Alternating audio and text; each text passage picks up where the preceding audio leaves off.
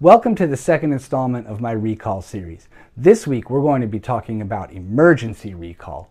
What is it? Why do we train it? When do we use it? And how do we train it? Now this is a really good skill or cue that I learned from Emma Parsons, and I'd like to pass it on to you.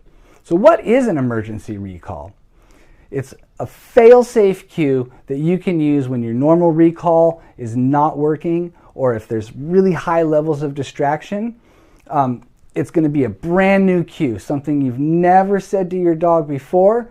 We're going to load that up with tons and tons of positive reinforcement. We're going to practice it daily or reinforce it every single day. We're going to test it and proof it so that we have confidence that the cue is going to work. And most importantly, it's in the end game very, very rarely used. It's used for emergencies. So why are we going to train an emergency recall? You might say, Marcus, my dog knows come here, and I bet you that there have been times when your dog just won't come when called. So think about any situation where your dog might be at a safety risk. Perhaps they bolt out of the door and there's a car going by. Maybe you're out hiking and your dog wanders off, picks up a scent, or decides to chase a deer, and you need to get your dog back, and the environment is just way too exciting. Having a recall that is bulletproof is going to benefit you, so it's well worth training.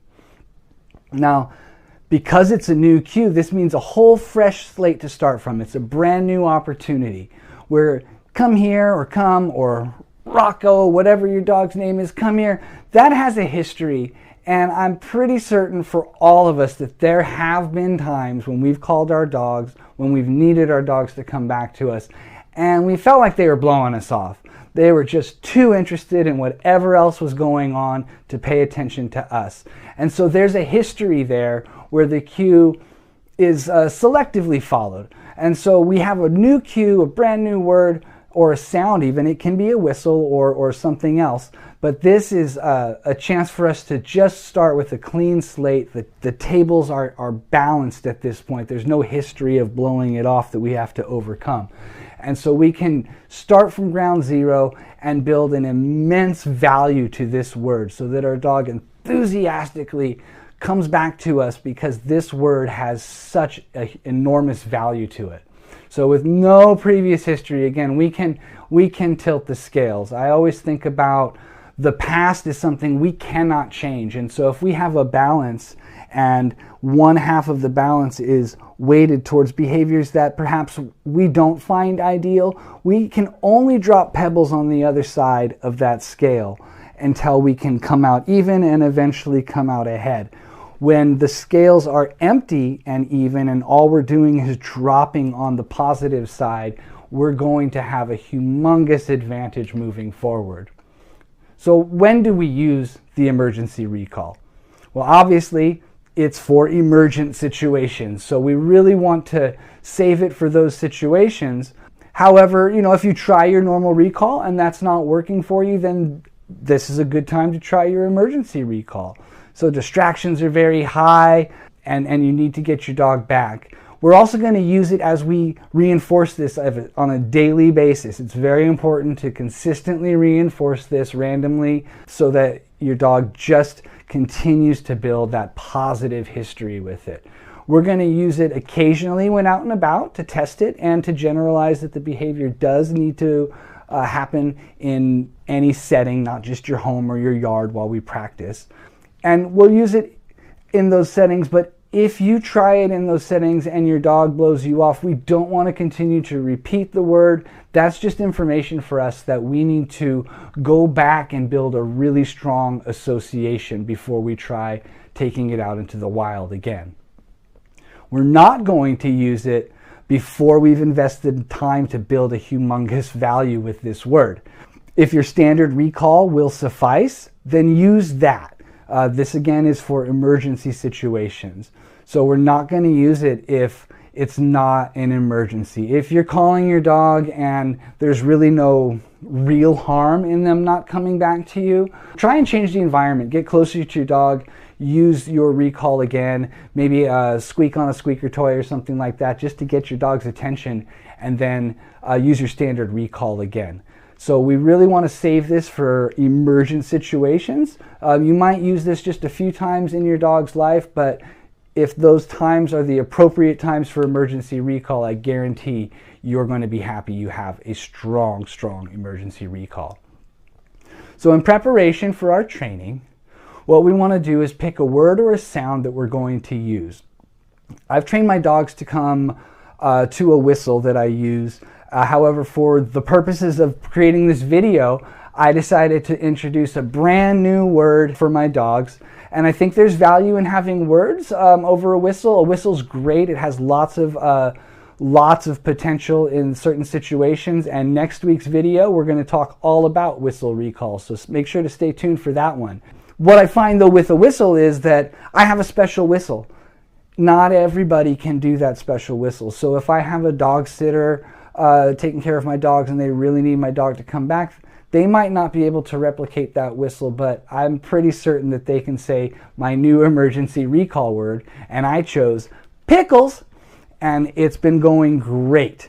We want to choose also a high value treat for our dogs for this, something that they've never had or very rarely have had, and you just know that they absolutely love it. So I chose Neiman Ranch bacon from the natural food store as my primary, and then I've got these here Stewart treats that are just beef liver. It's really, really yummy for my dogs. They barely ever get them, and now I've been holding them back just for emergency recall. So again, we're making this really special for our dog.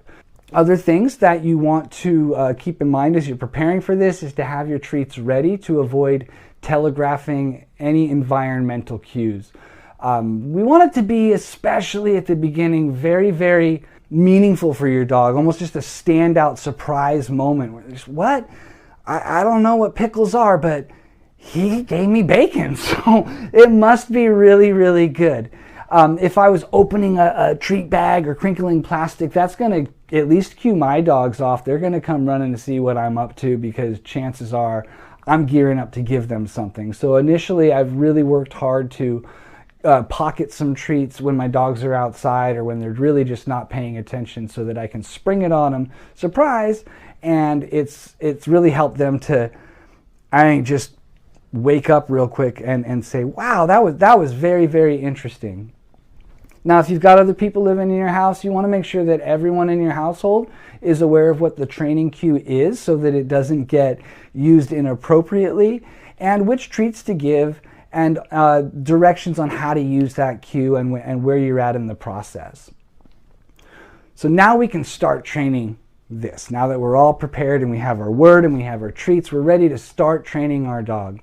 So gear up, have your treats ready, and wait for your dog to be disengaged with you, sleeping on the couch, chewing on a toy, doing anything but following you with their eyes. And what we want to do is walk up to our dog. We're going to say the word one time and immediately put the food in front of them. We're not looking for them to actually come back to us at this time. We're just building a really positive association with the cue. And after you've dropped the food, just simply walk away. Your dog's going to be thinking, I have no idea what just happened, but I really, really like that. And you're going to do that 10 times a day for 2 weeks. That's all you've got to do. And then we're going to work on testing this cue out. So now that we've got a really, really strong reinforcement history and association built around the cue, we can start testing it. And again, we're going to try and get the treats on our hands without our dog being aware that we've got them. And with our dog in another room or us just across the room from our dogs, give the emergency recall cue and see what happens. If your dog comes enthusiastically to you, give them a treat party. Reward them with lots of food, lots of affection and praise. And if they don't, then you need to go back and build a stronger association with that cue before moving on. You might also consider the value of the treat. Sometimes things that we think would be really good, our dogs might not think are as special, and so we might want to trade that treat up as well, just a consideration. If your test went well and you've had lots of success there in your home, different rooms, out of sight, having your dogs reliably come back in a very comfortable environment, it's time just to proof that. Now we're going to do this in basically the third week of this process, or the fourth week rather. And at this point we're going to go maybe to a park or someplace that has really mild distractions and give your dog a little bit of freedom. Again, issue the cue and take note of their reaction. We want them to enthusiastically look at us and come to us with wiggle butts and wagging tails. And if that is the case, again, flood them with reinforcements and positive associations, butt scratches, ear scratches, whatever your dog's favorite things in the world are. We want to make this really, really valuable for them. So we want to never have this fail. Remember, we're trying to keep the scales tilted in our favor at all times. And if we can keep the other side of that scale empty, then that's the true goal of all of this. So we're going to always associate it with the very best things that we can provide for our dog. If all of this has gone well, you're ready just to maintain this cue. And that just means at random times throughout the day, like just even once a day in your home or your yard, issue the cue, give the food, and walk away. That's all you have to do. You might do a few in-home tests again and again. If they do that, come to you enthusiastically, that's really the time that you want to give them lots and lots of reinforcement for that. You can also consider paying your dog for their performance. A very quick, enthusiastic recall gets paid a lot more than a slow, meandering recall, and no response really is information again for us that we need to go build a positive association with that cue. So all of that done, let's talk about our tips for success. Be patient. Make sure to practice that 10 times a day for 2 whole weeks. I think that's really hard. Often when we get something new, we want to play with it, we want to try it, we're happy and enthusiastic about it, but we really need this to work. It's essential. That's why we're teaching it, so that when we really need it, we've got something that we can absolutely count on. So make sure to be patient. Be generous. When your dog is doing what you want, remember, if it's rewarded, it's repeated. So let's reward very heavily in these instances. Have your treats handy to avoid telegraphing. Remember, we talked about opening paper bags, or for mine, even opening the refrigerator gets Peanut off my couch and he comes running to check it out. So the environment gives a lot of cues to our dogs. So try and get ahead of that if you can. Make sure to only give the cue when you're starting out and throughout actually. Give the cue one time and treat. We don't want to repeat this cue. We want it to be very, very meaningful. Make sure you've got high value treats and rewards for your dogs. And when testing, start in a very low distraction area, and we can always build distractions over time. We want to set our dogs up to succeed, and it's important to limit distractions to help that along. You can also capture your dog coming to you at random times. If they're coming towards you and you know they're going to arrive at you, you can throw in your emergency recall and just make sure to reward very, very heavily in those situations. Now that's emergency recall. I think it's a super valuable thing for us to have for our dogs. It's really important to keep them safe, to get them back to us, and it's just something I recommend training. So I hope that you train that with your dog. Make sure to tune in next week for whistle recall, and we'll see you then. Thanks a lot for watching. Pickles.